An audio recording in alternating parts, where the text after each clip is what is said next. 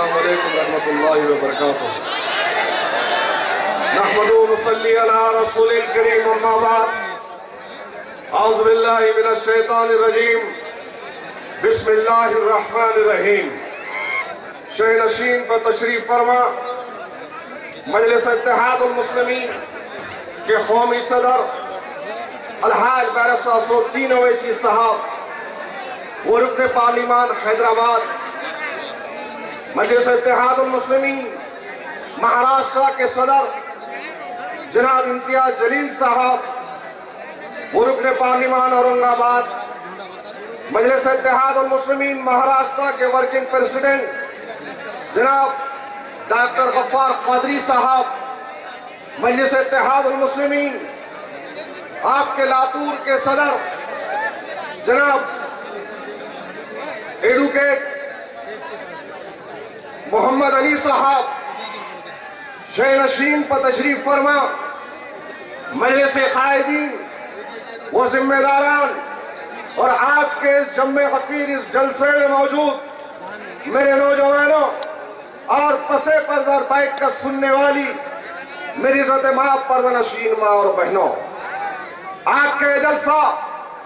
مجلس اتحاد المسلمین کی جانب سے منعقد کیا گیا ہے اور میں یہ سمجھتا ہوں کہ پچھلے کئی سالوں کے بعد میں اس جلسے کو منعقد کیا گیا ہے اور یہ سروں کا سمندر وہی تاریخ کو پھر سے بیان کر رہا ہے کہ یہ وہی لاتور کے غیور مسلمان ہیں جہاں پر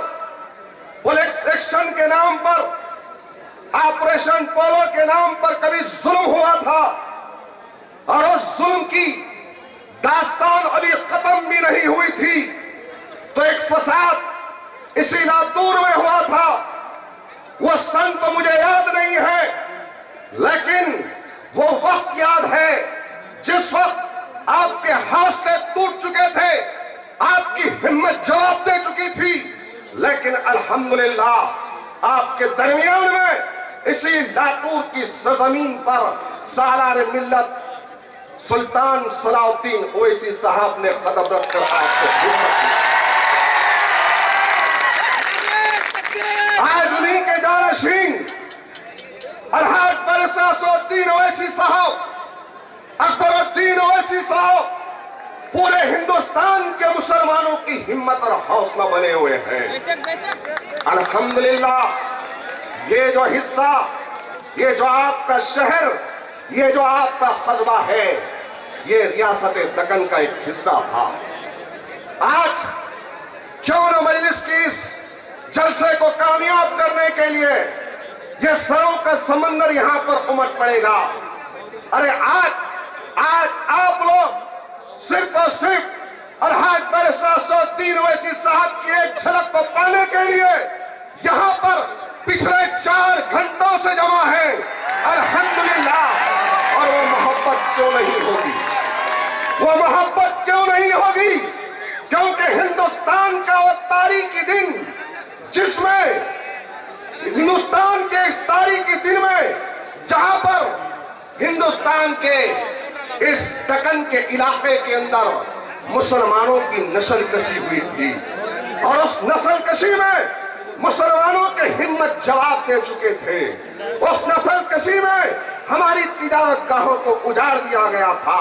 عزتوں اور عفتوں کو لوٹ لیا گیا تھا اور ہم کو اور ہمارے سینوں اور سروں پر گولیاں چلی تھی۔ تو اس وقت بھی آپ کو ہمت دینے کے لیے مولوی عبدالواحد اویسی صاحب، آپ کے دادا مرحوم، اللہ ان کی قبر کو نور سے منور فرمائے کہ آپ کو دکن کے مسلمانوں کو ہمت دی، سالار ملت نے بھی ہمت دی کہ مہاراشٹر اور لاتور کے غیور مسلمانوں کیا یہ بات صحیح نہیں ہے کہ 2012 سے پہلے ہمارا کیا حال تھا کہ ہم پر جو چاہتا تھا ظلم کرتا تھا، جو چاہتا تھا جس کے دل میں جو آتا تھا بولتا تھا، لیکن جب سے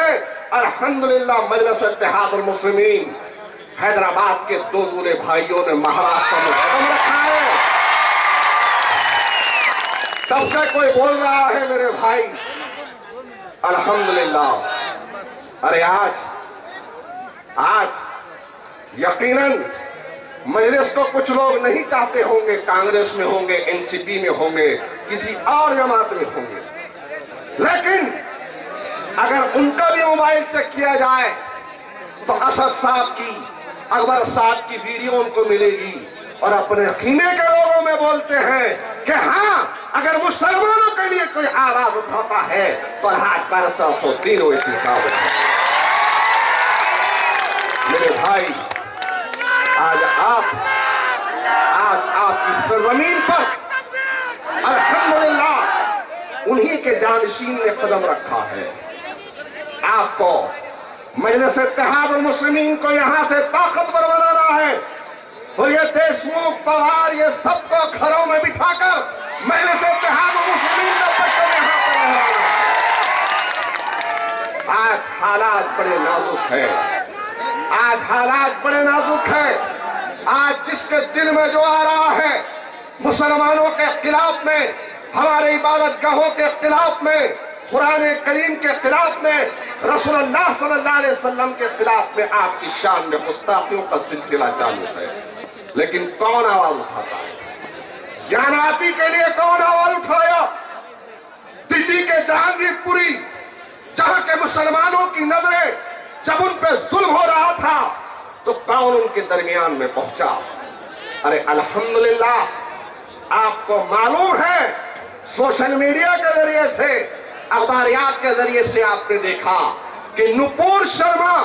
जो गुस्ताख रसूल है, उस मरून ने रसूलुल्लाह सल्लल्लाहु अलैहि वसल्लम अम्मा आयशा के खिलाफ में अपनी जबान और गंदी बकवास को खोला था। तो महाराष्ट्र में सबसे पहले मजलिस इत्तेहादुल मुस्लिमीन ने उसके खिलाफ में, इरफान हमारी पार्टी का सदर उमर खेड़ का है, उसने उसके खिलाफ में केस को दर्ज करवाया और अल्हम्दुलिल्लाह साहब की हिदायत।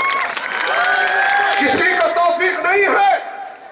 मुसलमान मरता है तो मर जाए, पिटता है तो पिट जाए, जेल में जाता है तो चला जाए, मुसलमानों के खिलाफ में कोई बोलता है तो बोल ले, लेकिन कोई नहीं बोलता। वोट मांगने आते हैं भिखारियों की तरह, हमसे वोट लेते हैं, इख्तियार को हासिल करते हैं और फिर हमें भूल जाते हैं। मेरे प्यारे मुसलमानों, आज आपको अपने दिलो दिमाग पर जोर डालकर सोचना होगा, अपनी ताकत का मुजाहिरा ऐवानों में करो। याद रखो, जो हम अपने माजी की गलतियों को भूल जाती है, वो हम अपने मुस्तकबिल को नहीं संवारती। माजी में हमसे बहुत सियासी गलतियां हुई हैं, लेकिन अब की बार इंशाअल्लाह ताला ऐवानों में अपने नुमाइंदों को भेजकर अरहाद फैसला 103 ऐसी साहब की जो तरफ है, उस तरफ पर शहरियाने लातूर के गैर मुसलमानों, मैं आपको आवाज देता हूं कि आने वाले बल्दिया के इलेक्शन में अपने नुमाइंदों को ऐवान बल्दिया में भेजकर अपनी आवाज और अपनी ताकत का मुजाहिरा करो। आज वक्त है मेरे भाई। अरे आज सोचो तो सही, उमर खेल जैसा एक छोटा सा इलाका, आपकी आवाज थी, आपकी ताकत थी, आपकी जवाब थी, तो अल्हम्दुलिल्लाह उस इलाके में उस मलून के खिलाफ में केस को दर्ज किया गया। नुमाइंदे होंगे, आपकी आवाज होगी, आपकी ताकत होगी, तो आप पर होने वाले जुल्म को खड़े रहकर वो लोग बयान करेंगे। आज इत्तेहाद की जरूरत है,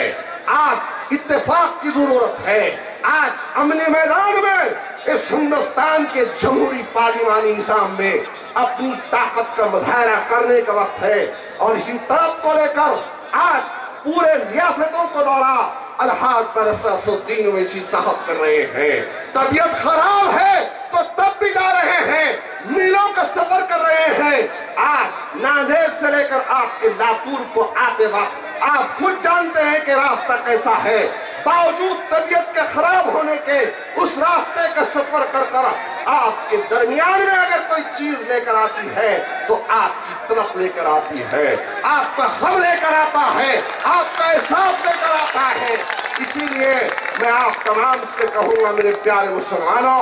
वक्त को समझो, हालात को पहचानो और अपने मुस्तकबिल के लिए राय अमल बनाना है तो मजलिस इत्तेहादुल मुस्लिमीन को یہاں سے طاقتور بناؤ اور بتاؤ ان باطل طاقتوں کو، بتاؤ ان سنگ پریوار والوں کو، بتاؤ ان کانگریس اور راشٹروادی کے غلاموں کو کہ ہمارا پرچم ہوگا، ہمارا لیڈر ہوگا، ہماری آواز ہوگی، ہمارا نعرہ ہوگا، نعرہ تکبیر اللہ اکبر۔ واخر دعوانا الحمدللہ رب العالمین۔